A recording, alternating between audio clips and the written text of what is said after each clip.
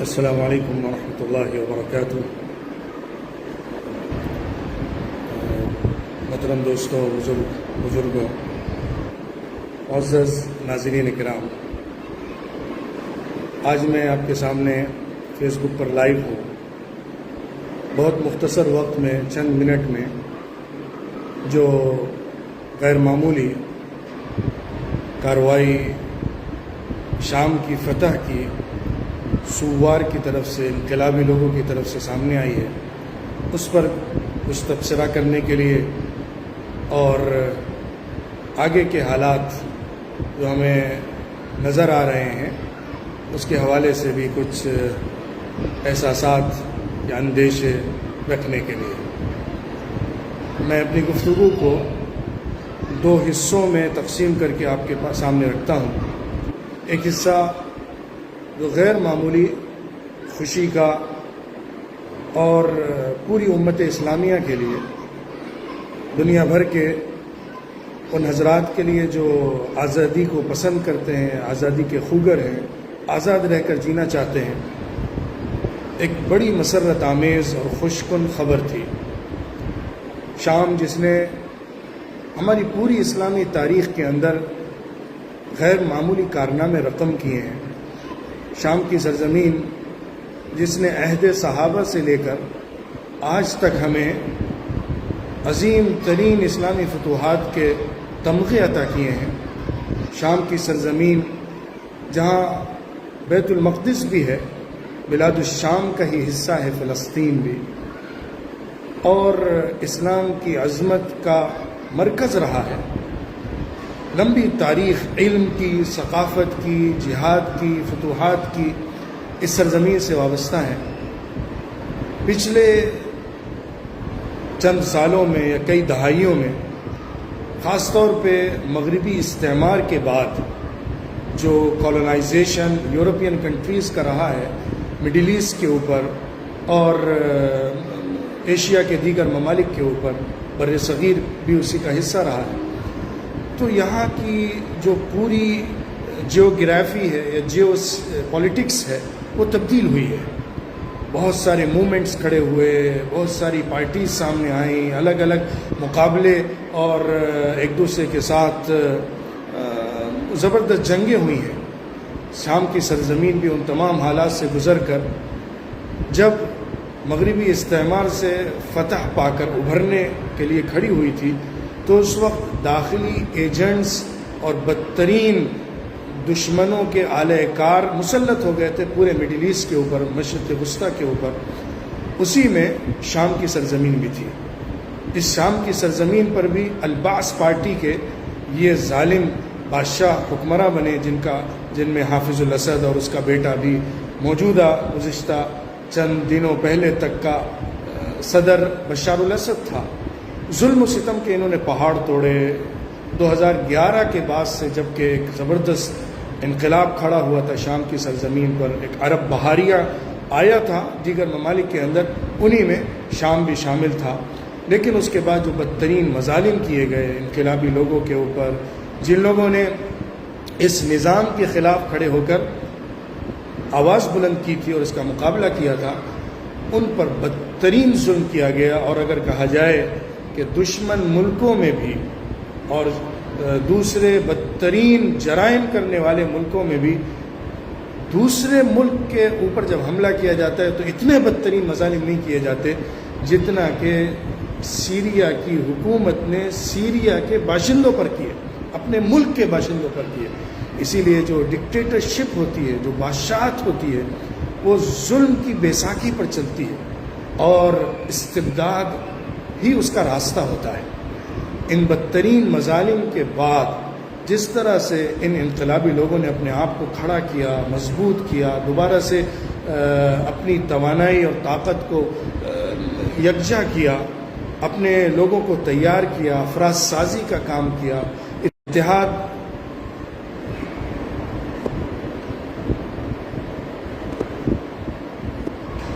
اتحاد اور یونٹی کی کوشش کی، اور پورے ملک کے اندر ایک ہوا چلا دی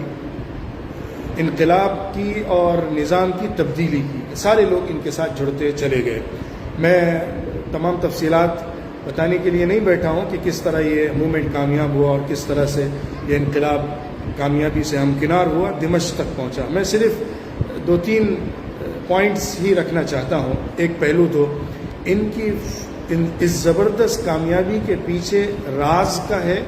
اور دوسرا پہلو آگے کے اندیشوں اور خطرات کا ہے۔ میں جو تجزیہ کر سکا ہوں یا جتنا میں نے خبروں کو دیکھا، جو کامیاب ہوا اس کے پیچھے مضبوط تیاری اور زبردست اتحاد تھا، عوام کا سپورٹ تھا، زمین ہموار اور تیار تھی۔ 2011 میں حالات ایسے نہیں تھے۔ 2011 میں عوام انقلابی جذبے کے ساتھ کھڑی تو ہوئی تھی، لیکن راستہ نہیں بنایا گیا تھا، تیاریاں نہیں کی گئی تھی، اور سیاسی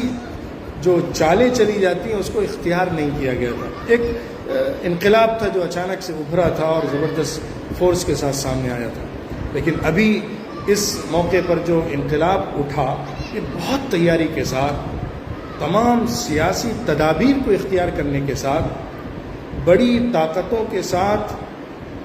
بڑی طاقتوں سے تعاون لینے کے ساتھ، بطور خاص ترکی کے ساتھ جو تعاون حاصل کیا گیا، اپنی مضبوط تیاری کی، الگ الگ فصائل تھے، جتھے تھے، گروہ تھے انقلابی، ان کو یکجا کیا گیا، ایک پلیٹ فارم پہ لایا گیا، اور پھر اس کے بعد ان تمام اسٹریٹجک جگہوں کو طے کیا گیا جہاں پر کارروائیاں کرنی ہیں اور کیسے کرنی ہیں۔ ٹینکرز کو جو حاصل ہو رہے تھے اس کو استعمال کیا گیا، اور زبردست پری پلانڈ اس کو کامیابی کے ساتھ دمشق تک پہنچایا گیا اور سرخ روئی کے ساتھ پورا کر لیا گیا۔ یہ کارروائی تو ہو گئی، زبردست فتح حاصل ہو گئی، بدترین مظالم سے کامیابی تو مل گئی، اور جو درندگی بشار الاسد نے عوام کے اوپر روا رکھی تھی اس سے ایک اب تک نجات تو حاصل ہو گئی، اور جو لوگ اس کا شکار ہوئے ان کی داستانیں نئی سامنے آتی جا رہی ہیں۔ خاص طور پر جو سید نایا کا جیل ہے، جس جیل کی داستان تو شاید میں سمجھتا ہوں آگے کی صدی میں کئی ناولز تیار کر دے گی۔ ایسی دردناک دلدوز کہانیاں سامنے آئیں گی کہ جس سے رونگٹے کھڑے ہو جائیں، آنکھیں خون کے آنسو رونے لگیں اور دل پارا پارا ہو جائے۔ ایسی دردناک ظلم و ستم کی داستانیں۔ اسی لیے میں نے بات کہی کہ غیر ملکوں میں باہر سے حملہ کرنے والے درندے اور مسلم دشمن لوگوں نے بھی وہ بدترین مظالم نہیں کیے ہوں گے جو اس بشار ظالم درندے نے اپنے ہی عوام کے اوپر اپنے ملک میں کیے تھے۔ لیکن اگلی بات جو زیادہ اہم ہے، میں اس کی طرف خاص توجہ دلانا چاہتا ہوں، وہ ہے آگے کے حالات، اسرائیل کا موقف اور عالمی برادری کی نظریں، اور سیریا کے لیے، شام کے لیے آگے کا لائحہ عمل۔ یہ وہ موضوع ہے جس پر جو تھنکرز ہیں، جو جرنلسٹ ہیں، وہ تبصرے کر رہے ہیں، غور کر رہے ہیں، رائے دے رہے ہیں۔ میں بھی اپنے تجزیے کے مطابق آپ کے سامنے کچھ باتیں رکھتا ہوں۔ اسرائیل کی طرف سے اس انقلاب کی جو تائید سامنے آئی، امریکہ کی طرف سے، جو بائیڈن کی طرف سے اگلے ہی دن اس کو بہت سراہا گیا، اس کو فتح سے تعبیر کیا گیا اور بشار کو کوسا گیا۔ یہ ساری چیزیں جو آپ دیکھ رہے ہیں، یہ ساری باتیں جو سامنے آ رہی ہیں، یہ انقلاب سے ہمدردی کی نہیں ہے، اور نہ ہی یہ اس کا نتیجہ ہے جیسا کہ بعض غلط فہمی کا شکار حضرات یا بہت جلدی شکوک و شبہات میں پڑ جانے والے لوگ یہ سمجھ لیتے ہیں کہ شاید اس انقلاب کو بھی امریکہ اور اسرائیل کا تعاون حاصل رہا ہوگا، تبھی یہ اتنی زبردست طریقے پر کامیابی حاصل کر سکا، تبھی امریکہ بھی اس کے تعاون کے لیے کھڑا ہے اور بشار کو کوس رہا ہے اور اس کو ظالم قرار دے رہا ہے۔ ایسی بات نہیں ہے۔ اگر آپ گہرائی سے اس کا تجزیہ اور مطالعہ کریں گے تو آپ کو نظر آئے گا ایسی بات ہرگز نہیں ہے۔ اگر ایسا ہوتا تو پھر اسرائیل بمباریاں کیوں کر رہا ہے؟ اسرائیل دمشق کے جو اسلحے اور ساز و سامان کی جگہیں ہیں، مواقع، اسٹریٹجک جو پلیسز ہیں، ان کو برباد کیوں کر رہا ہے؟ اب تک 150 سے زیادہ میزائلی حملے اسرائیل کے شام کے اوپر بطور خاص دمشق کے اور اس کے اطراف کے اوپر ہو چکے ہیں، اور تمام اہم ترین جو ایئر فورس کے بیس ہیں ان کو برباد کر دیا گیا ہے، جو روس نے تیار کیے تھے، ایرانی سپورٹ سے بشار نے قائم کیے تھے، ان سب کو تباہ کر دیا گیا ہے۔ اسرائیل کا اٹیک بنیادی طور پر ان تمام جگہوں کے اوپر ہو رہا ہے جو جگہیں ایئر فورس کے ذریعے سے اس کے لیے خطرہ بن سکتی ہیں، کیونکہ ایک بات آپ حقیقت کے طور پر سمجھ لیجئے، اسرائیل کبھی بھی اپنے قریب کے آس پاس کے ملکوں کو آسمانی اسلحے کے اندر طاقتور ہوتا ہوا نہیں دیکھ سکتا۔ زمینی طاقت، ٹینکرز وغیرہ کچھ تیار کر لینا پھر بھی ملکوں کے لیے جائز ہے اس کی شریعت کے اندر،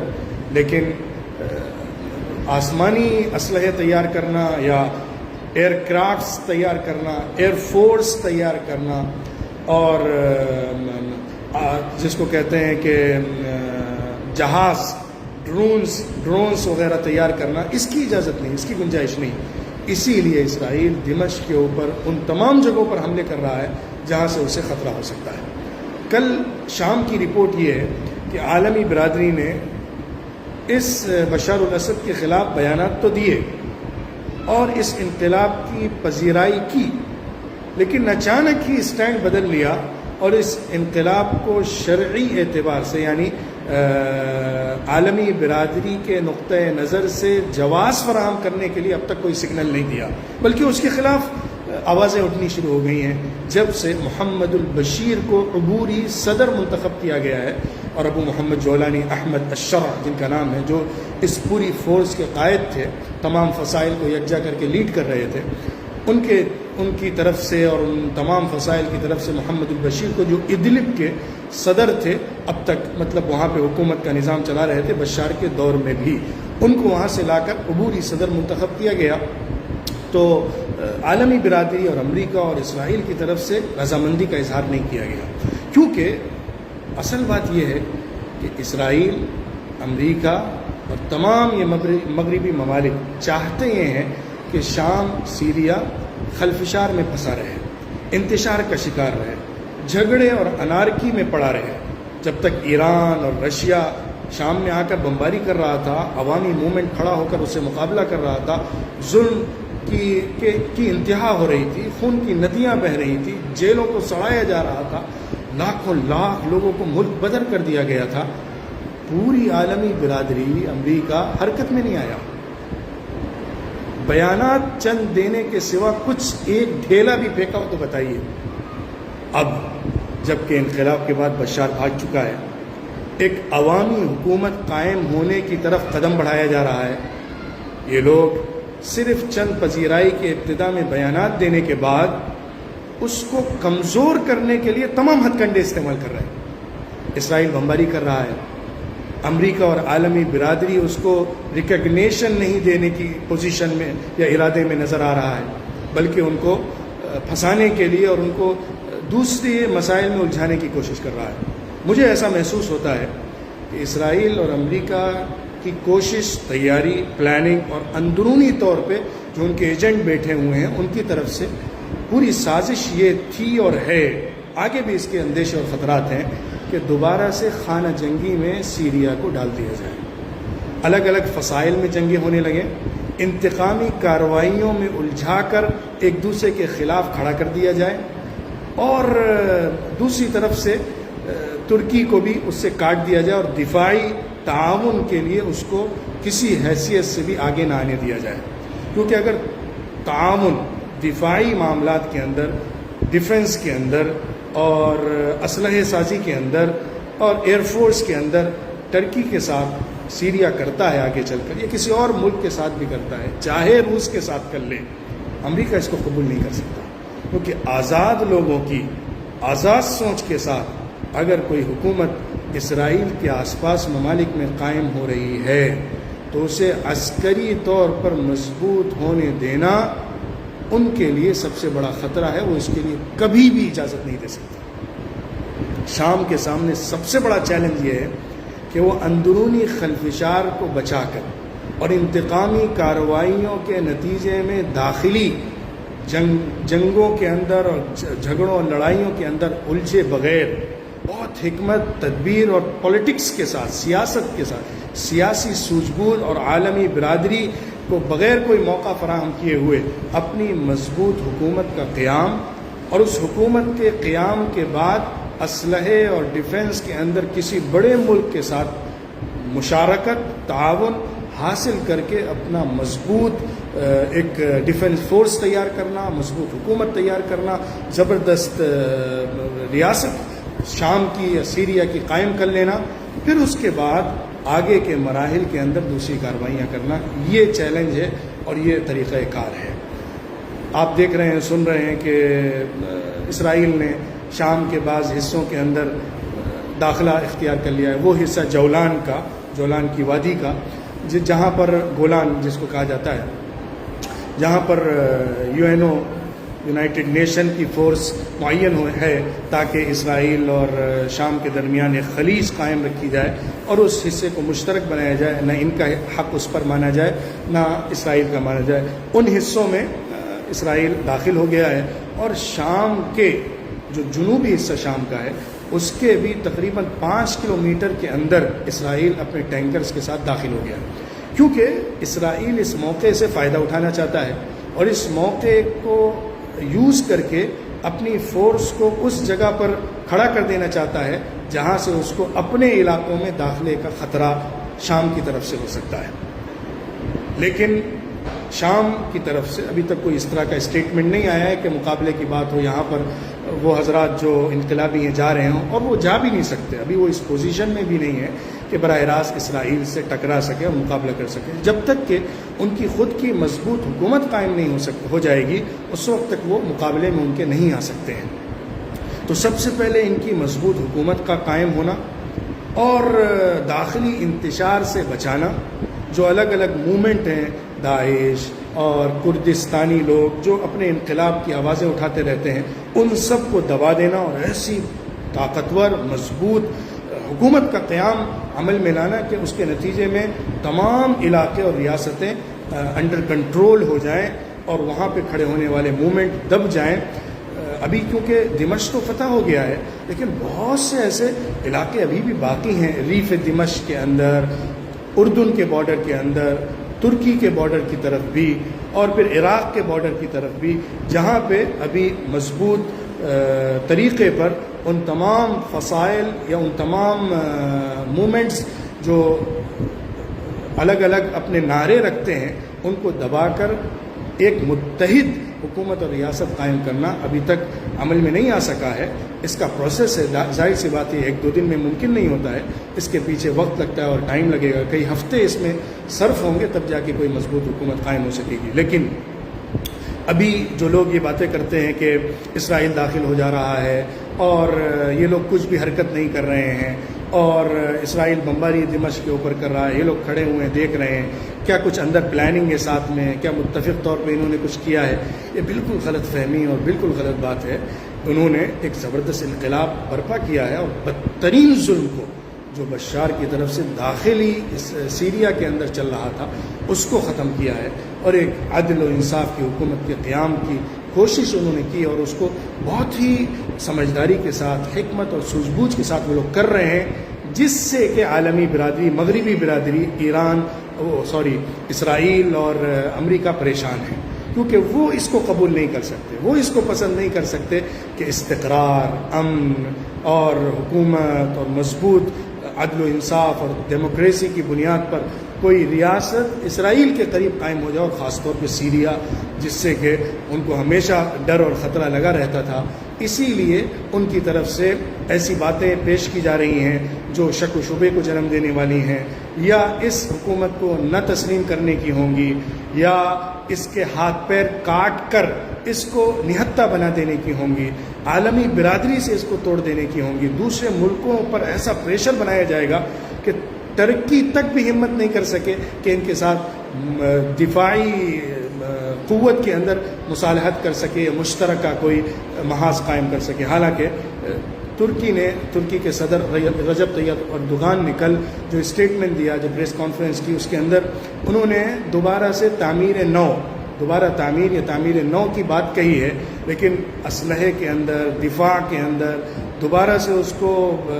طاقتور ملک بنانے کے اندر جو تعاون ہوتا ہے، جو ملکوں کے درمیان اتحاد اور اتفاق ہوتا ہے، جیسا کہ ایران نے روس کے ساتھ کیا اور دوسرے ممالک دوسرے ملکوں کے ساتھ کرتے ہیں اپنی دفاعی پوزیشن کو مضبوط کرنے کے لیے، اس کی طرف سیریا کو آگے بڑھنا ہے۔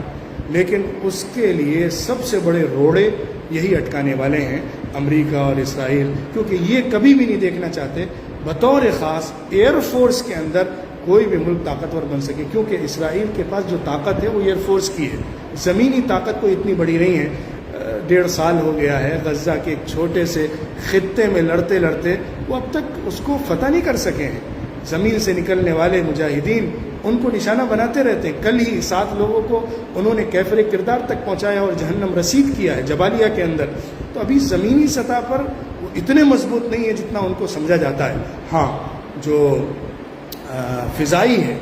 فضائی اسلحہ ہے، فضائی حملہ ہے، اس میں ان کو بالادستی یقیناً حاصل ہے، اور وہ اس کے اندر کوئی بھی مد مقابل طاقت کو نہیں آنے دینا چاہتے ہیں۔ بہرحال آگے کا وقت بہت حساس ہے، بہت اہم ہے سیریا کے لیے، شام کے لیے، اس کے استقرار، اس کے امن، اس کی بالادستی، اس کی حکومت سازی کے لیے ہمیں دعا کرنی چاہیے اللہ امن قائم ہو اور اسلام کا بول بالا ہو، اور یہ ظالم اسلام کی پیٹھ میں بھکا ہوا خنجر اسرائیل دوبارہ سے نکالا جائے اور مضبوط اتحاد قائم ہو، اور اس ظالم درندے کو جو مسلط کیا گیا ہے اسلامی اور عرب ممالک کے درمیان میں، قلب میں، اس کو ختم کیا جائے، کیونکہ اس کے ارادے بہت دور تک ہیں۔ عراق کا علاقہ، شام کا علاقہ، یہ تمام علاقوں پر ان کو قبضہ کرنا ہے۔ ان کا جو پلان ہے وہ بہت آگے تک کا ہے، اور وہ اس پلاننگ کے تحت کام کر رہے ہیں۔ بہرحال اللہ رب العزت آگے کے حالات کو بہتر بنائے۔ بہت مختصر میں نے آپ کے سامنے ایک چھوٹا سا تجزیہ پیش کیا ہے، تفصیلی گفتگو انشاءاللہ پھر کسی اور موقع پر ہوگی۔ جزاکم اللہ خیرا، وآخر دعوانا ان الحمد للہ رب العالمین، والسلام علیکم ورحمۃ اللہ وبرکاتہ۔